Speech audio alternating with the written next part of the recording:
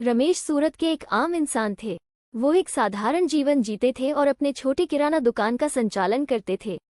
अपनी दयालुता और ईमानदारी के कारण रमेश को मोहल्ले में हर कोई पसंद करता था। फिर भी रमेश के अंदर हमेशा एक जिज्ञासा बनी रहती थी, जिसके चलते वो अक्सर खुद को ऐसी परिस्थितियों में फंसा लेते थे जिन्हें दूसरे लोग टाल देते। एक बरसाती शाम जब वो अपनी दुकान बंद कर रहे थे तो उन्होंने स्टोरेज रूम में चावल की बोरियों के बीच एक पुरानी धूल भरी डायरी देखी। उन्होंने इससे पहले इसे कभी नहीं देखा था। जिज्ञासा के साथ उन्होंने कवर को साफ किया, जिस पर एक एक के अक्षर धुंधली स्याही में लिखे हुए थे। उनका दिल तेजी से धड़कने लगा। ये डायरी किसकी हो सकती है? रमेश ने अपने छोटे से ऑफिस में बैठकर, जहां दीवारों पर लंबी परछाइयां पड़ रही थी, डायरी खोली। उसकी पीली पन्ने उम्र के कारण खड़क रहे थे। पहली प्रविष्टि 10 साल पुरानी थी। 15 जून 2014। मैं अपराध बोध से ग्रसित हूँ। मैंने जो किया वो गलत था, लेकिन मेरे पास कोई और चारा नहीं था। काश उस रात की सच्चाई कोई जान पाता। रमेश की आंखें चौड़ी हो गईं। ये सिर्फ एक सामान्य डायरी नहीं थी, इसमें एक राज छुपा था। उनके हाथ कांप रहे थे जब उन्होंने पन्ने पलटे। हर प्रविष्टि पिछली से अधिक रहस्यमयी थी। लेखक ने एक रात के अंधकार, धोखे और एक छिपे हुए अपराध के बारे में लिखा था। प्रविष्टियों में किसी का नाम नहीं लिया गया था, लेकिन RK के अक्षर बार बार आ रहे थे।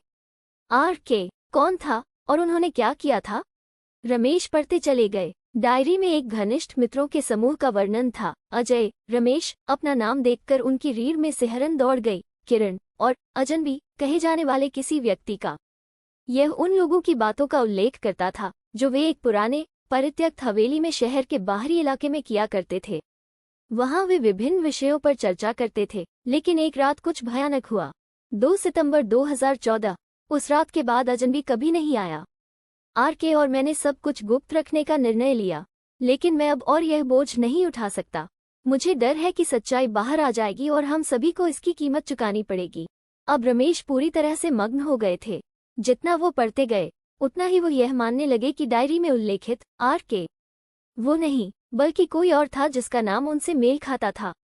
हालांकि ये संयोग बहुत ही अजीब था, जिसे नजरअंदाज नहीं किया जा सकता था। उन्हें सच्चाई का पता लगाना ही था। रहस्य की गहराई में जाने के लिए रमेश ने उस परित्यक्त हवेली का दौरा करने का निर्णय लिया, जिसका उल्लेख डायरी में किया गया था।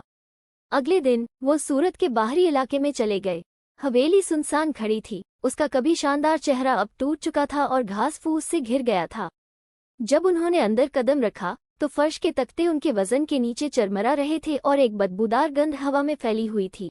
रमेश ने धूल भरे कमरों का निरीक्षण किया, डायरी की प्रविष्टियों को इस स्थान से जोड़ने के लिए किसी निशान की तलाश में। ड्राइंग रूम में उन्होंने दीवार पर लटके हुए एक पुराने टूटे हुए आईने को पाया। उसके नीचे मकड़ी के जालों में लिपटा एक छोटा लकड़ी का बक्सा था। उन्होंने सावधानी से बक्सा खोला और उसमें RK को संबोधित एक पत्र पाया। उनके हाथ कांप रहे थे जब उन्होंने पत्र को खोला। यह उसी लिखावट में लिखा गया था जैसे डायरी में था। पत्र में 2 सितंबर 2014 की रात को हवेली में होने वाली एक बैठक का विवरण था। यह एक धोखे का संकेत देता था, एक धोखा जिसने अजनबी के गायब होने का कारण बना। पत्र का अंत एक सिहरन भरे वाक्य से हुआ। हम दोनों जानते हैं कि उस रात क्या हुआ था। सच्चाई बाहर आ ही जाएगी। RK। रमेश के माथे पर पसीना आ गया। उन्होंने आखिर क्या खोज निकाला था? RK कौन था और उसने क्या किया था? उन्होंने डायरी में उल्लेखित लोगों के बारे में और जानने का फैसला किया। शायद शहर में कोई अजय या किरण के बारे में जानता हो। सूरत में वापस आकर रमेश ने चुपके से पूछताछ शुरू कर दी। उन्होंने सबसे पुराने दुकानदारों से मुलाकात की जो दशकों से शहर में थे।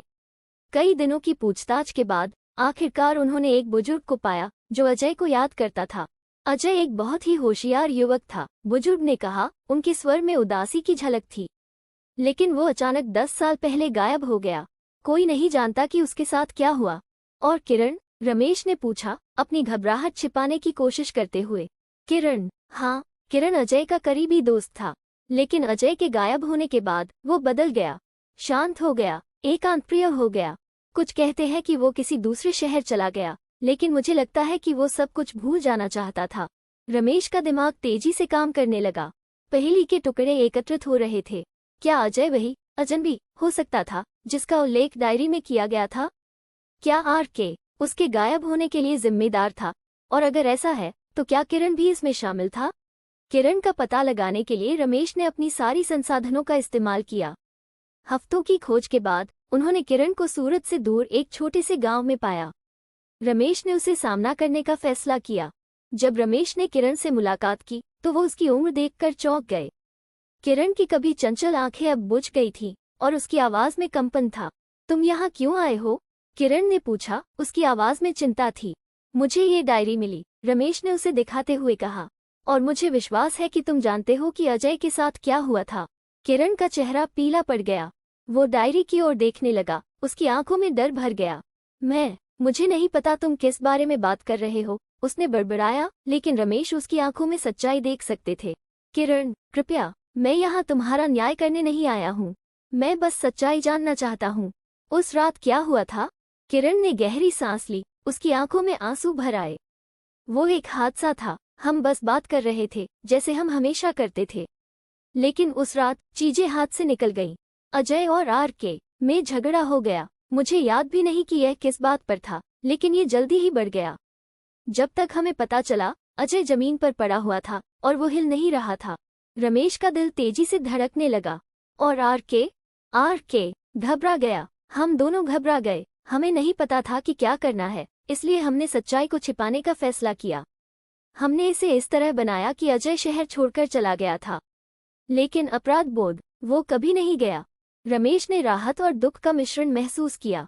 रहस्य हल हो गया था, लेकिन किस कीमत पर? अजय की जिंदगी चली गई थी और किरण ने वर्षों तक उस रात का बोझ अपने दिल पर रखा था। आर.के. कौन है? रमेश ने चुपचाप पूछा। किरण ने हिचकिचाया, फिर धीरे से कहा, आर.के. तुम्हारे चचेरे भाई राजेश हैं। रमेश की आंखें अविश्वास में फैल गईं। उनका चचेरा भाई राजेश, वो व्यक्ति जिस पर उन्होंने अपनी पूरी जिंदगी भरोसा किया था? उन्होंने एक साथ गुस्से, धोखे और उदासी का अनुभव किया। बिना समय गंवाए रमेश सूरत वापस लौटे और राजेश का सामना किया। सामना भावनाओं से भरा हुआ था, आंसुओं और आरोपों से। आखिरकार राजेश टूट गया और सब कुछ कबूल कर लिया। उसने स्वीकार किया कि वो अपनी गलती से जीते आ रहा था और अब वो इससे बचने की स्थिति में नहीं था। अंततः राजेश ने अपने अपराधों को स्वीकार किया और खुद को पुलिस के हवाले कर दिया। लेकिन सबसे महत्वपूर्ण बात ये थी कि सच्चाई बाहर आ गई और अजय की आत्मा अब शांति पा सकती थी। रमेश ने डायरी को अजय के परिवार को सौंप दिया, एक लंबे समय से छुपा हुआ राज जिसने वर्षों तक कई लोगों की जिंदगियों को प्रभावित किया था। अब वो सूरत के लिए एक नई शुरुआत की तलाश में था, लेकिन वो जानता था कि उसने जो किया वह आवश्यक था। सच्चाई को उजागर करने के लिए, भले ही वो कड़वी हो, सबसे महत्वपूर्ण होता है। सत्य की राह कभी आसान नहीं होती, लेकिन जब उसे ढूंढ लिया जाता है तो वह हमेशा शांति और न्याय की ओर ले जाती है।